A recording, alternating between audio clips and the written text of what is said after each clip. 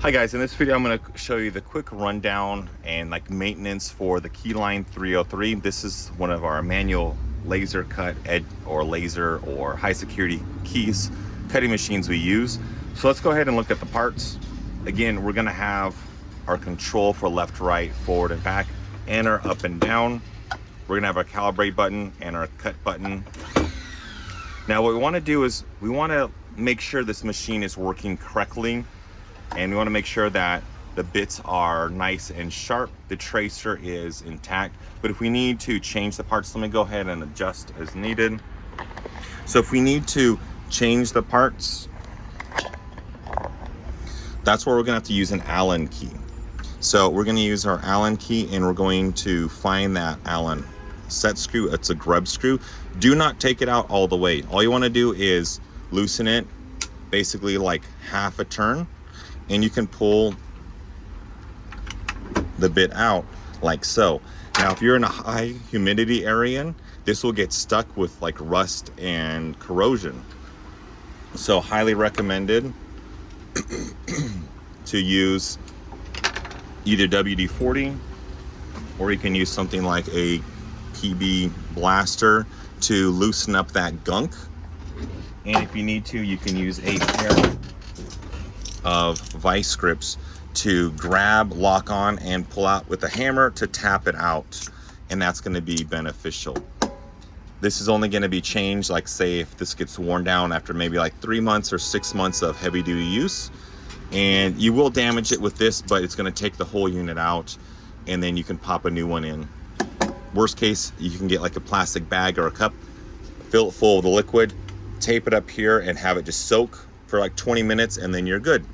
Take out the set screw when you're having it soak so it really lubricates all that area and you're done. Same thing for this, but you're fine.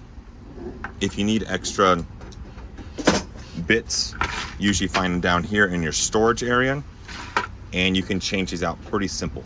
Now if you need to change your cut base plates, you can either A, take them out individually, or B, you can take out the whole unit by using your provided Allen keys, or you can have your own set if needed, and you just loosen. And again, don't take out the grub screws all the way because you will lose them. They get lost and then you're kind of stuck. You don't have anything to replace them with unless you know the specs and you go to the hardware store. So I'm going to slide it out and I'm going to tap all that gunk out. Now if I need to take out these cut plates, so this is the one that's going to be for like the tracer side. It's a little bit of worn just from being touched, but it's still flat and nice.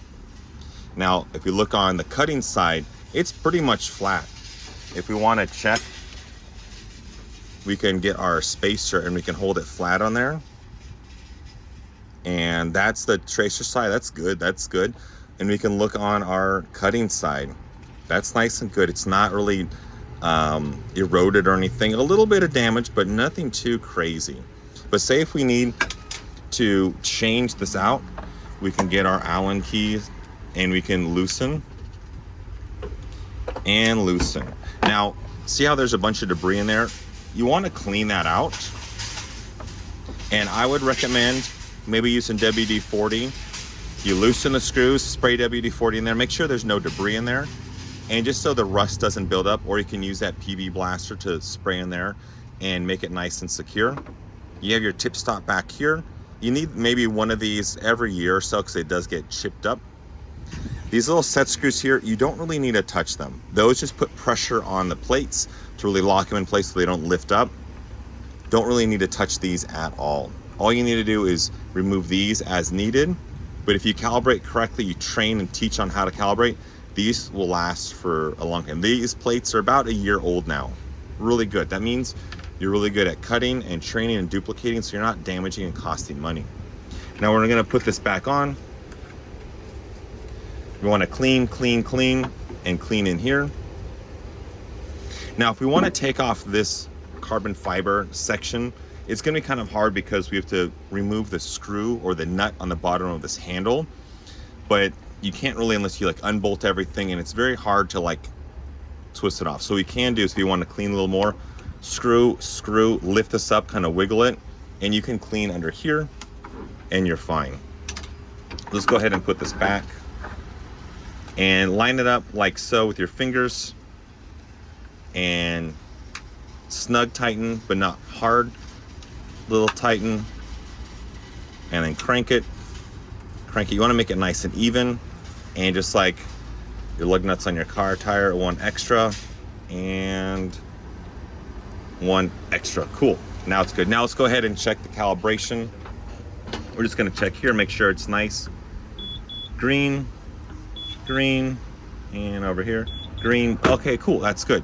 So now let's go ahead and put that back. Now, if we need to fix something, like sometimes this part falls down. Let me back this up a little. So sometimes this part, when we're calibrating, it's not working and it falls like so. And people are like, oh no, what happened? We want to lift this up and put it back to normal. Not sure why it does that, but it just does. Now, let's look on the inside. So for that, we're gonna need let's put it on that. We're gonna have to take off these. There's 2 large hex screws. We'll put it down there and one on this side.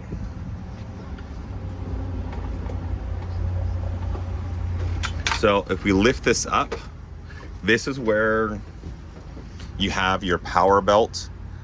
This belt controls the drill or the cutting wheel. So when you turn it on,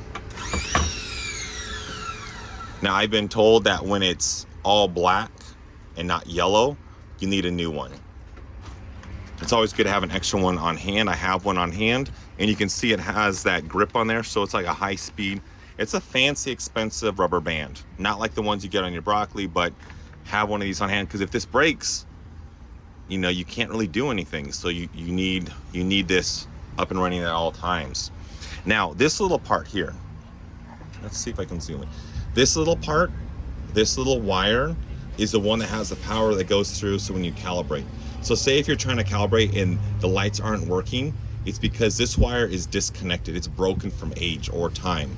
You know, you're not really opening this and messing with it. So that just breaks once in a while. I've seen it once on another 303. What you can do is you cut the wire, or you redo this if you know how to do a crimp like that. But you can just get a piece of duct tape, strip the insulation off the end of the wire and tape it on there. And as long as it's on this metal contact, so when it goes down, you're fine. You can do that. So if we check it, that's fine. Other than that, it's pretty straightforward. Your electro switch back here, you don't need to worry about that. That's basically, they'll last forever. Other than that, it's pretty simple. Also, once in a while, maybe like every 6 months, you're gonna notice, since you're driving a lot, the machine will not turn on, the lights will not turn on. You have the plug in the back, make sure it's plugged in correctly, or check your inverter. Other than that, it's pretty straightforward. These are pretty sturdy. I have yet to come across the fuse issue. I honestly don't even know where that is. Instruction manuals, or it's probably back here, but it's really not needed from my experience with the Keyline 303. The main thing is lubricate to prevent it from getting seized up. Keep extra bits in stock, and have an extra power belt just in case. Also, I added a thing of duct tape on here, so it's very hard and stiff to move. It's a little stiffer. Now, say if you don't have this duct tape on here, if you have a worn cutting bit, it'll cause a lot of resistance, and the vibration will cause this to travel and drift because it's moving up and down. So as long as you have a nice sharp bit, and this, it basically locks in, and you have to do very little calibration from key to key. Very simple. So hopefully this helps with the Keyline 303. Oh, and also add some WD-40 or some lubricant on the joint here and the joint down here, and that really helps. Most of the metal shavings or the chips don't really get on the sliders down here. As long as you can move freely, you're fine. But as much as you can, clean, get all the gunk off. Hope that helps, and see you guys next time. Bye.